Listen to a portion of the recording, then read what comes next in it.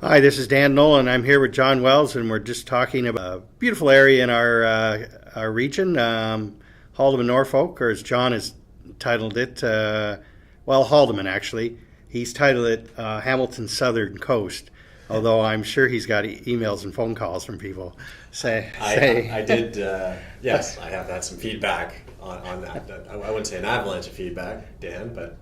Because you could say that we are in Haldeman's northern coast, I guess you could say. You could say that the beach strip is the northern coast, but I was playing around with the, that is sort of a title, south of Hamilton, and I received some nice feedback from readers about this piece about a road trip down to Lake Erie and along the coast there, and there were two readers who emailed me to say that that it's not Hamilton's southern coast, it's Haldeman's. I'd always, because I've been to Port Dover several times. I covered the Friday the 13th extravaganza a couple times years ago, and but I was sort of wondering what else was along the coast further east along Lake Erie, and I was just sort of looking at the map and these places, Dunnville, Port Maitland, and so on. I identified the map and thought, I wonder what's there. And I contacted someone with tourism, Haldeman, Norfolk, and she suggested a couple places to go to, including hippos on the water. And so I just sort of set out. I planned it as, if you were coming from Hamilton, you were taking a day trip. Where might you go so that you could visit for a few hours and then come right back again by the end of the afternoon? And that's what I did and started in Dunnville. Well, I'm not, but I used to work in the Caledonia Bureau from 90 to 95, so I went down to Dunnville a lot. There was lots of stuff going on in Dunnville. It might be called a sleepy town now but it used to be a textile center, and there were a little steel plant there, Lundy's, and there was little manufacturing plants. They're all gone. The latest was they had Bix Pickles there. And they were the pickle capital of Canada or Ontario, but that's closed down. So and they were, as I wrote about in the story, they used to be a training site for in the Second World War for pilots, and so they have a museum there on Port Maitland Road, and which I found fascinating. I saw it on the map and I checked out their website, and it struck me compared to our Warplane Heritage Museum, which is huge and magnificent. There's a very small, but it could be a movie set. It's all it's there, it's preserved, and it had a real historical feel to it. To me, it wasn't open. If you go, you should check the website for the hours they're open, that sort of thing. But even for me, just popping by, that was cool. Now that was at the airport, right? The Dunnville Airport. The museum's at the airport, at the Dunnville Airport. Going down Port Maitland Road on the... Yeah, there is a strip there, but I don't know if it's a working airport or not anymore. They had converted it back into an airport about 10 years ago or a little longer before that.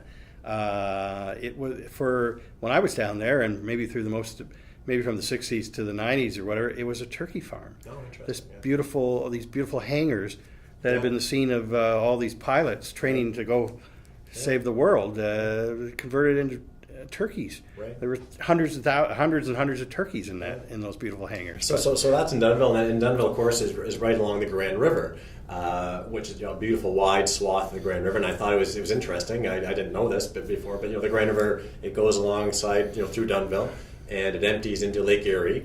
And I thought, well, that's where I wanted to start the trip. The terminus of the Grand River. I thought that was kind of, I didn't know where it ended, and that's where it is. So at Port Maitland, you drive as far as you can go on the road, and there you are, and you see where the river empties into the lake.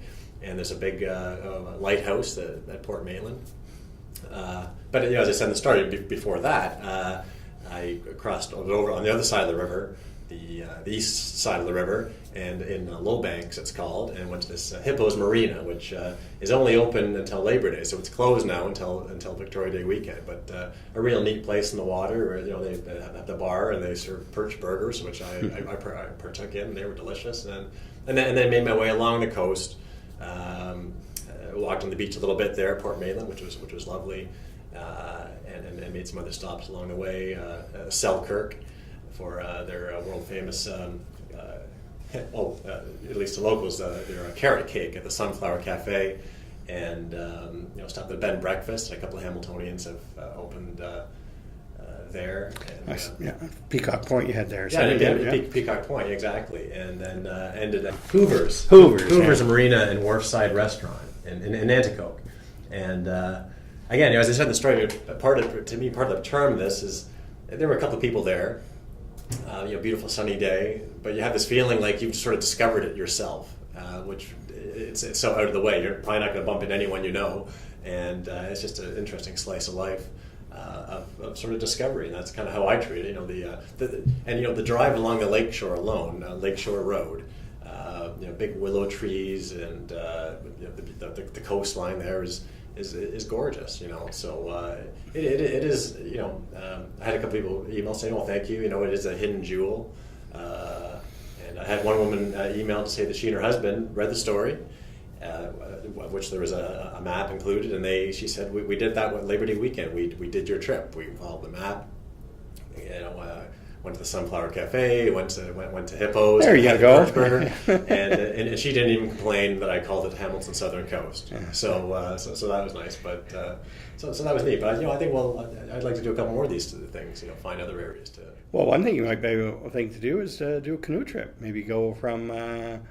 Get on a canoe and go from Brantford down to the mouth of the river. Yeah, and write about the communities along the river. And a new sort of John's Journey version of that I did the Hamilton trip, because and that was the theme of the John's Journey story in this as well, is that there's so much in our backyard that we don't know is there. We have often run and we'll continue to run travel stories about all-inclusive resorts in the Caribbean and so on, but there's a lot of interesting things to see and mysteries to discover in your own backyard. Yeah, we think going up north to the Muskokas and Georgian Bay, although I just came from Georgian Bay, it's beautiful up there, but you're right, 45 minutes away or an hour away, we've got this beautiful area, and it's quiet, and that goes. As I said the story in my lead. Hamilton's own beachfront. The beach strip and so on I think it's still amazing. I think the number of people you meet who have never seen it, they don't know what's there, and that is a quirky and beautiful place as well.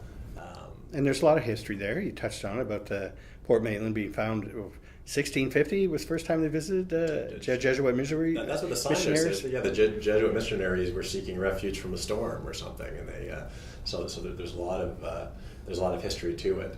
And Dunnville with its the history with the area. I went to this cafe there where they have Lancaster mural on the wall and so on. So I kind of enjoy that sort of thing. And there was a one-room schoolhouse museum I went to in Selkirk. You went to Cheapside. Exactly. To see the Wilson MacDonald Museum. Wilson MacDonald, and Wilson MacDonald was a poet who attended McMaster. Way back in the day when McMaster was in Toronto still, when the university began in Toronto before it moved to Hamilton. And the school, the one-room schoolhouse is preserved. There it is, and they had a guide there to show me around and so on. So it's a neat voyage of discovery, and certainly a beautiful summer day is a great time to do it. But any time of the year is a good time to do the South Coast.